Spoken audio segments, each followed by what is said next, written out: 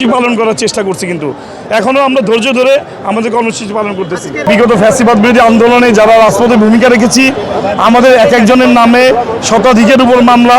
আমরা বিভিন্নভাবে এই ফ্যাসিবাদ বিরোধী আন্দোলন করে জেলের শিকার, জুলুমের শিকার, হত্যার শিকার, গুমের শিকার হয়েছেন।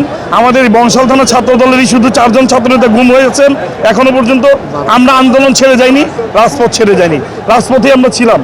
কিন্তু আমাদের দাবিটা ছিল পার্টির হাইকমান্ডের কাছে যে আমাদের মধ্য থেকে যারা এই এলাকার স্থানীয় বাসিন্দা তাদের মধ্য থেকে যাদের নেতৃত্ব নির্বাচন করা হয় এবং এই এলাকার নেতৃত্ব নির্বাচন করা হয় তাদের মধ্য থেকে।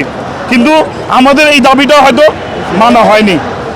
আমরা গতকাল দেখেছি যেখানে ম্যাডাম অসুস্থ, আমাদের হৃদয়ে রক্তক্ষরণ হচ্ছে, আমরা মর্মাহত, আমরা কষ্টের মধ্যে আছি, সমস্ত কর্মসূচি স্থগিত রেখেছি। কিন্তু হঠাৎ করে দেখলাম এই মুমূর্ষু অবস্থায় দেশনেত্রী বেগম খালেদা জিয়াকে হাসপাতালে রেখেই আমাদের পার্টির পক্ষ থেকে এই নমিনেশন ডিক্লারেশন করা হলো। কেন এই নমিনেশন ডিক্লারেশন হঠাৎ করে? এটা 2 দিন পর করা যেত না?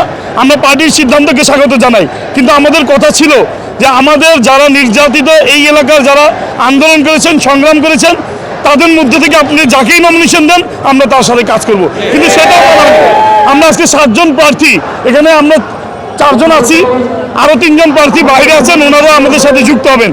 আমাদের কথা এই এলাকায় আমরা যারা কাজ করেছি, কষ্ট করেছি, আমাদের মধ্যে থেকে পার্টি যদি নমিনেশন দেওয়া হতো তাহলে আমরা ইনশাল্লাহ সবাই ঐক্যবদ্ধভাবে কাজ করতো। কিন্তু এমন একজন লোককে নমিনেশন দেওয়া হলো যে বিগত দিনে আন্দোলন সংগ্রামে কোথাও ছিল না। 18 বছর সে ব্যবসা বাণিজ্য করেছে আওয়ামী লীগের সাথে আঁতত করে, তার বিরুদ্ধে একটি মামলাও নেই। টানা তৃতীয়বার অর্জন করেছে দেশের সেরা সুপার ব্র্যান্ড স্বীকৃতি বসুন্ধরা টিস্যু। আপনি বুঝতে পারছেন যে সে কোন ধরনের নেতা ছিল। এই ধরনের নেতাদেরকে আমাদের উপরে কেন চাপিয়ে দেওয়া হলো? এইটা কি তাহলে কিভাবে দেওয়া হলো? আবার আরেকটি প্রোপাগান্ডা ছড়ানো হচ্ছে আমরা নাকি পার্টির হাইকমান্ডের নেতাদের বিরুদ্ধে বিষোদ্গার করছি। এরকম প্রমাণ যদি কেউ দেখাইতে পারে আমরা সবাই এখানে পদত্যাগ করব। দল যে সিদ্ধান্ত নিব আমরা সেই সিদ্ধান্ত মেনে নিব। কিন্তু এই ধরনের প্রোপাগান্ডাও ছড়ানো হচ্ছে। আমরা নাকি মহাসচিব মহোদয়ের বিরুদ্ধে, পার্টির চেয়ারম্যানের বিরুদ্ধে কথা বলছি। আপনারা দেখুন, আমরা কিন্তু সর্বোচ্চ পার্টির আদেশ নিষেধ মেনেই কাজ করি। আমরা আন্দোলন করেছি, ফ্যাসিবাদের বিরুদ্ধে লড়াই করেছি, আমরা কেউ কিন্তু এই এলাকা ছেড়ে পালিয়ে যাইনি। আমরা এই এলাকা থেকেই নেতৃত্ব দিয়েছি। এই এলাকায় যারা নেতাকর্মী আছে সকলেই নামেই শত শত মিথ্যা মামলা, সবাই কারাবরণ করেছে। আমরা একজন আরেকজনকে ছেড়ে কোথাও যাইনি, কিন্তু আমাদের উপরে এমন একজনকে চাপিয়ে দেওয়া হলো যাকে এই এলাকার জনগণ চেনে না, যে এই এলাকার বাসিন্দা না, এই এলাকার বাসিন্দা না। তাকে উনি থাকেন, উনি ঢাকার সাথে এসে নমিনেশন নিয়ে হঠাৎ করে পোস্টার ফেস্টুন, বড় বড় পোস্টার ফেস্টুন লাগালেন। উনি মসজিদগুলোতে যাচ্ছেন, 10 লক্ষ টাকা দিচ্ছেন। এই টাকার আয়ের উৎস কোথা থেকে আমরা জানতে চাই। আমরা তো সবাই নিঃস্ব হয়ে গিয়েছি, এই টাকার আয়ের উৎস আমরা জানতে চাই। প্রত্যেকটা মসজিদে যাচ্ছেন, লক্ষ লক্ষ টাকা, 10 লক্ষ টাকা, 15 লক্ষ টাকা, 20 লক্ষ টাকা দিচ্ছেন।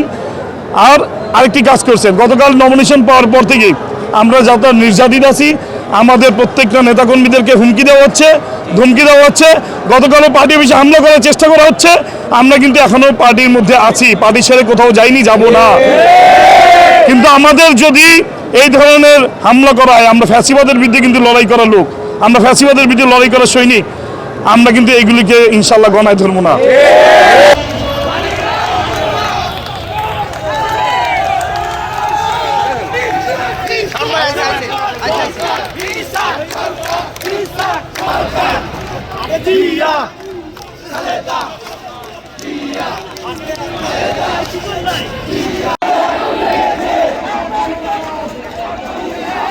যাও